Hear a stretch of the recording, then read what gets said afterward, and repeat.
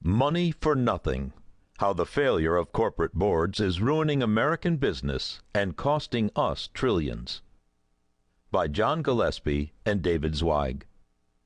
Narrated by Mel Foster. Copyright 2010 by John Gillespie and David Zweig. This unabridged audiobook is published by arrangement with Free Press, a division of Simon & Schuster, Inc., and was produced in the year 2010 by Tantor Media, Incorporated, which holds the copyright thereto. Preface. We don't come to the subject of corporate boards as antagonists. In fact, both of us were trained and employed at the hub of the American business world, starting with the MBA program at Harvard Business School, and then over the next 20-odd years at Lehman Brothers, Morgan Stanley, Bear Stearns, Time Inc., and Dow Jones. We believe that well-run, responsible, and responsive corporations can exist and be profitable, and that many already do and are. We've had the chance to see boards of directors working, or not working, up close, and we've been directly affected by them as employees, shareholders, and citizens. We have also witnessed a number of the companies where we've worked underperform and collapse, in large part because of negligent or non-existent leadership in the boardroom. Yet even with our experience in the business world and our MBA educations, we couldn't understand how boards came to operate the way they do, and how they've come apart.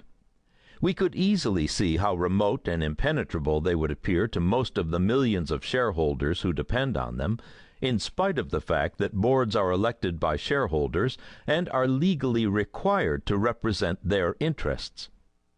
Certainly, most individual shareholders are passive.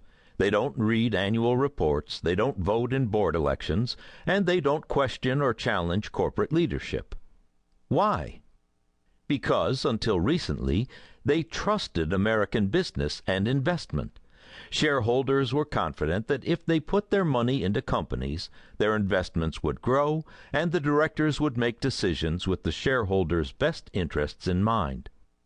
Not only has the current economic wreck broken people's bank accounts and retirement funds, it has shattered something even more essential: the trust that executives and boards work openly and responsibly, and that they serve someone beyond themselves: shareholders, taxpayers, employees, customers, suppliers, creditors, or communities. We wanted to know more about how boards have contributed to this problem, and to find out how the relationships among shareholders, directors, and CEOs have gone awry. Our initial inquiry into why so many boards seem to have failed led us quickly to this realization: there is little consensus or comprehension about how boards work, let alone about how to repair their failings. It is as if the American economy has been driving a race car without having the slightest idea of how a steering wheel works, not to mention the brakes. We spoke with scores of board members, CEOs, consultants, accountants, lawyers, recruiters, shareholder activists, government officials, investors, and academics. We pored over the history and literature of corporate leadership, and traveled the country to see the impact boards have had. To understand what directors think, we read surveys and attended conferences where board members spoke among themselves.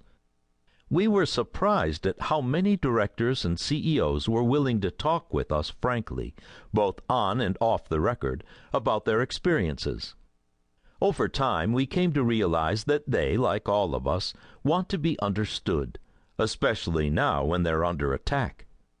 To better appreciate the dynamics of what goes on behind boardroom doors, we studied the cultural anthropology, behavioral economics, and neuroscience of corporate leaders and business decision-making.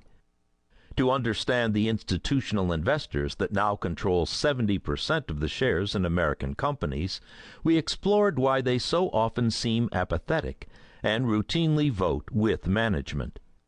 We also focused on the sometimes conflicted and always costly governance gatekeepers, the professional services providers who have taken over many of the responsibilities of corporate boards, shielded directors from accountability, and helped forestall or circumvent reforms. Almost